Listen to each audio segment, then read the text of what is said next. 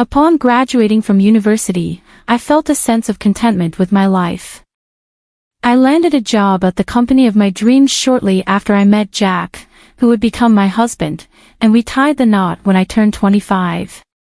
Then, I was not only financially stable but also incredibly kind-hearted. 3 years into our marriage, our daughter Sarah, or Debbie as we fondly call her, came into our lives. Her arrival seemed perfectly timed, adding joy to our already blissful existence. As a 30-year-old homemaker, I decided to leave my job to focus on nurturing and caring for Debbie, a decision I never regretted.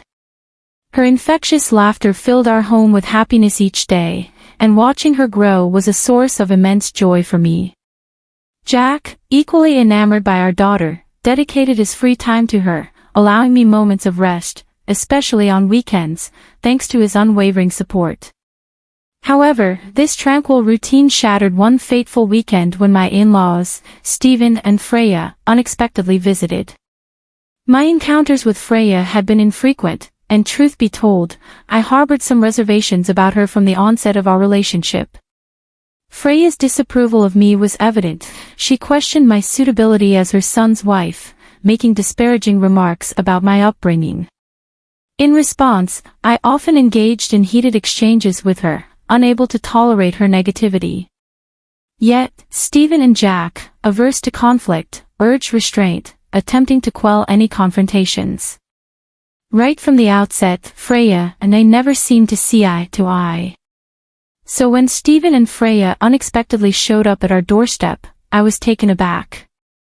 Despite my surprise, I had no choice but to welcome them inside. "Stephen, Freya, what brings you here?" I inquired, puzzled by their unannounced visit. "Didn't you hear from Jack?" Freya questioned, surprised by my lack of knowledge. "Actually, I've been discussing with my parents, and we decided to move in with them," Jack interjected apologetically, his forgetfulness not uncommon. Frustrated by the oversight, I quickly prepared tea for everyone, attempting to salvage the situation as we settled down. "How can we assist you today, Stephen and Freya?" I inquired, feeling a pang of irritation. I confronted Jack, my frustration evident. "Why didn't you discuss this with me? Deciding something so significant without involving me is not right," I asserted. "I'm sorry, Daisy. I was just worried about my dad," Jack apologized, but I wasn't appeased. "Being concerned about your dad doesn't excuse ignoring me in such matters," I countered, emphasizing the importance of mutual decision-making. Realizing his mistake, Jack promised to involve me in future decisions. "So, what do you think about moving in with my parents?" he asked tentatively. Hesitating, I confessed, "Honestly, I'm not keen on the idea. You know Freya and I don't get along." Jack pleaded, "Is there any way you could reconsider? I'll do anything to protect me from your mother." "If you can't, we're headed for a divorce," I asserted firmly, expressing the severity of my discomfort. Then, taken aback, Jack agreed to shield me from Freya's hostility with his promise. Reluctantly, I consented to the arrangement with a firm resolve to leave if he failed to uphold his commitment. Weeks later, we moved in with Stephen and Freya. As we entered, Freya greeted us with a backhanded remark, but Jack, emboldened by our agreement, stood up for me, demanding respect. Though surprised, Freya relented, offering hospitality. Witnessing Jack's support gave me hope that perhaps living with Freya wouldn't be as daunting as I feared. If he could stand up for me, perhaps we could navigate this arrangement together. After settling our luggage in our room, I joined Stephen and Freya in the living room for tea. When I heard the front door open, it was Isla, my sister-in-law. "I'm home," she announced cheerfully. "Are Jack and his family coming over today?" she asked Freya. "Yes, that's what I told you yesterday," Freya replied, confused. I wondered if Isla was now living with us. I had thought she had her own place elsewhere. When I inquired about her living arrangements, Isla casually mentioned that she had been back living with us for 3 months now, a fact Jack had failed to mention. Jack's oversight frustrated me deeply. I coldly glared at him, mentally noting it as strike one against him. 2 more strikes, and he would be out. Apologizing for his forgetfulness, then's feeble excuse did little to assuage my annoyance. I resolved to have a serious conversation with him later. Life at Freya's house started as expected, with her asserting dominance and immediately assigning me tasks. "Daisy, why haven't you cleaned?" she demanded one day. "I've cleaned my room," I retorted. "You haven't cleaned mine or Isla's room, and the lawn needs mowing," she continued, disregarding my response. "Why should I have to do all of that?" I questioned. "Are you back talking to me?" "You should be grateful we're letting you stay here," she snapped. I reminded her that we were living there because of Stephen's health concerns and that she had invited us. Isla siding with Freya only added to my frustration. Determined to prove them wrong, I took on all the household chores, even mowing the lawn in the scorching heat. Meanwhile, Freya and Isla played with Debbie, my daughter, without my consent.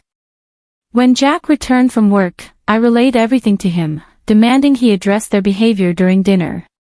Despite my efforts, Isla and Peril continued to complain about me, unfazed by my grievances. "What is this dish? It's too bland for my taste."